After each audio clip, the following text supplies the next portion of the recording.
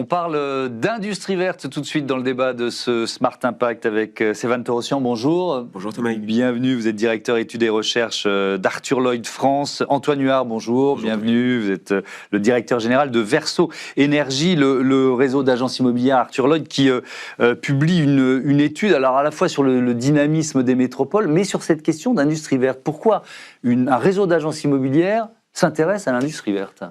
Eh bien, c'est une excellente question. En fait, nous sommes un conseil. Nous accompagnons les entreprises sur le volet immobilier, qu'il s'agisse de bureaux, de locaux d'activité, de locaux logistiques, de commerce. Et donc, il nous faut décrypter les nouvelles tendances, les nouveaux écosystèmes qui émergent dans les territoires.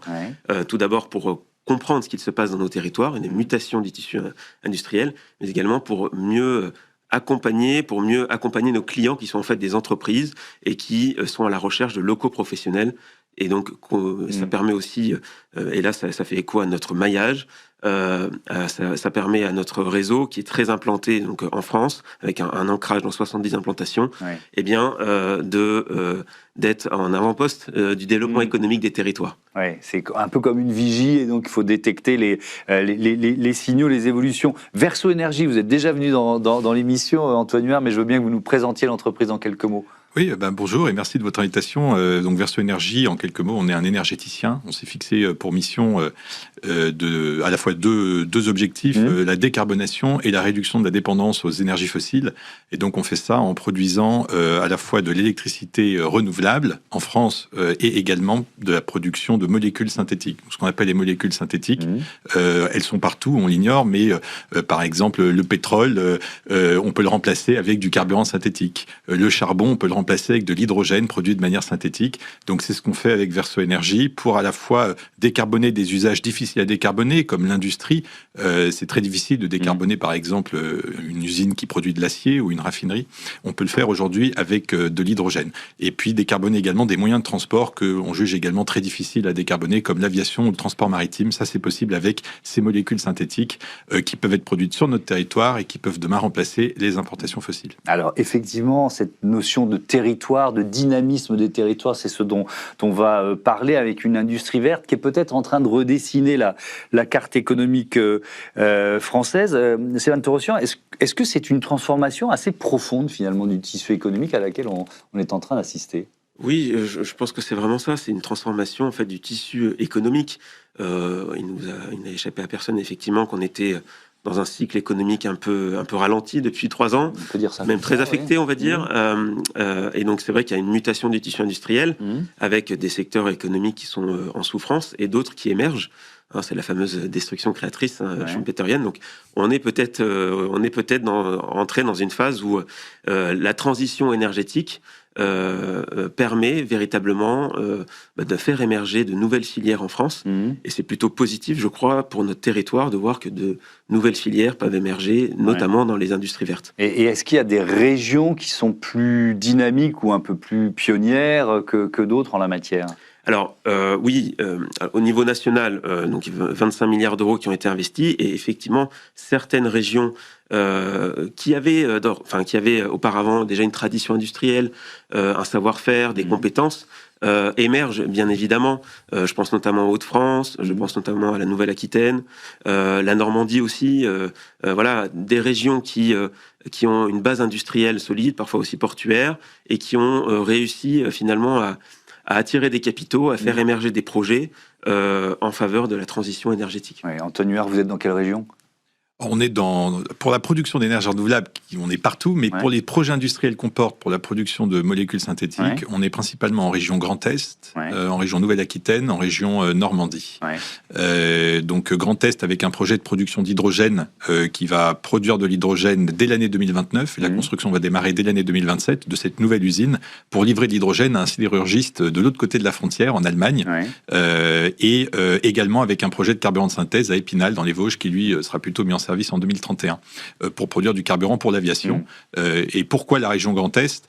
Eh bien, du fait de cette empreinte industrielle que vous évoquez, parce que effectivement, il y a un savoir-faire industriel, des territoires qui accueillent des projets industriels, et donc une acceptabilité, ça c'est un facteur très important. Et la Normandie, la Nouvelle-Aquitaine, c'est un peu pour les mêmes raisons aussi. Le choix de ces territoires qui nous ont accueillis et qui aussi présentaient, on y reviendra peut-être, des facteurs qui sont importants pour nos projets, mais qui ne peuvent pas forcément être généralisés aux autres projets industriels. C'est que nous, nos projets ont besoin de certains intrants, comme l'électricité ou le CO2 biogénique. C'est des choses qu'on ne trouve pas partout et on en trouvait dans ces régions. Est-ce que ça veut dire que vous vous implantez plutôt dans des territoires ruraux ou pas forcément d'ailleurs, et est-ce que ça fait partie, est-ce que c'est dans votre logique économique ou est-ce que c'est vraiment un choix pour redynamiser des secteurs? Alors pour répondre clairement, je distinguerais la production d'hydrogène où on s'implante plutôt dans des zones industrielles parce que les clients qui vont nous acheter cet hydrogène sont des industriels et l'hydrogène est difficile à transporter. Bien donc sûr. il vaut mieux aller tout près. C'est pour ça qu'en région Grand Est, on est dans la zone industrielle de Saint-Avold, un endroit qui s'appelle Carlin, où il y a déjà beaucoup d'industries installées et où on est très proche aussi des zones industrielles allemandes. On peut se raccorder pour transporter l'hydrogène sur une petite distance. En revanche, pour faire du carburant synthétique, pour remplacer le pétrole dans les avions ou dans les bateaux, on a besoin de capter du dioxyde de carbone non fossile, parce que c'est un intrant de base dans notre carburant. Par exemple, une papeterie, ils utilisent du bois pour faire du papier, et ils vont émettre dans l'atmosphère du CO2, mais ce CO2 ne vient pas du pétrole ou du gaz, il vient de l'arbre, il vient donc de l'atmosphère. Et ça, des papeteries, on en trouve dans les zones rurales. On en trouve parce qu'ils ont besoin de bois, donc ils sont proches des zones rurales, et donc c'est un formidable vecteur d'industrialisation aussi, de développement de l'emploi dans ces territoires ruraux, qui ont pu être un peu parfois laissés pour compte, de venir implanter ces usines de carburant synthétique dans ces territoires ruraux, et ils ne peuvent pas s'implanter ailleurs. Quelques chiffres, vous en avez donné un sur le financement de l'industrie verte en France, près de 25 milliards d'euros investis en 2025, 463 projets industriels recensés, c'est une hausse de 13% en un an, avec un niveau d'investissement globalement stable. Que nous disent ces projets-là, qui finalement ne sont pas isolés sur la transformation de ces écosystèmes locaux dont on parlait? Eh bien, alors, ça nous dit qu'effectivement, cette transition énergétique, qu'il s'agisse d'hydrogène vert, de construction de panneaux solaires, de fermes éoliennes, et d'ailleurs, des annonces hier sur de nouveaux appels d'offres sur l'éolien en mer, ça nous dit tout simplement que ces projets s'appuie de plus en plus sur une base industrielle, elle aussi locale. On a des usines de production, par exemple, de panneaux photovoltaïques, d'éoliennes en France, et donc ça permet de faire émerger encore une fois des écosystèmes et donc des créations d'emplois dans nos bassins industriels, dans nos bassins de vie. Et donc c'est encore une fois, je pense que c'est plutôt positif de se dire que tel ou tel projet va pouvoir créer 200, 400, 500 emplois.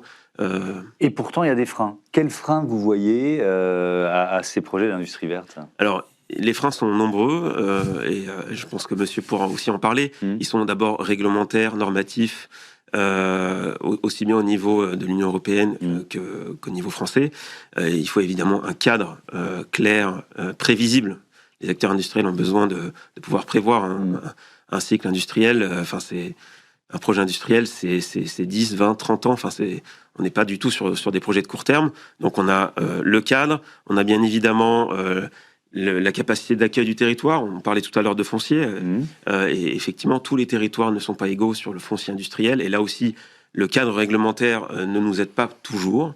Et évidemment, être appuyé par des compétences, par un volontarisme politique local, ça compte, bien évidemment. Et puis alors, il y a la question de l'accès à l'énergie, on y reviendra tout à l'heure, mais je veux bien vous entendre effectivement sur les freins ou les difficultés, alors peut-être réglementaires ou autres, d'ailleurs, que vous avez rencontrées. Alors c'est très intéressant parce qu'on est dans une activité qui à la fois peut souffrir de réglementations mal conçues, mais dépend aussi beaucoup de réglementations si elles sont bien conçues. Donc par exemple, les carburants synthétiques, on peut en vendre, alors qu'ils coûtent plus cher que les carburants fossiles, évidemment, on peut en vendre aux compagnies aériennes parce qu'elles vont avoir une obligation réglementaire d'en consommer. Sans cette réglementation, il n'y a pas de projet industriel qui peut se concrétiser.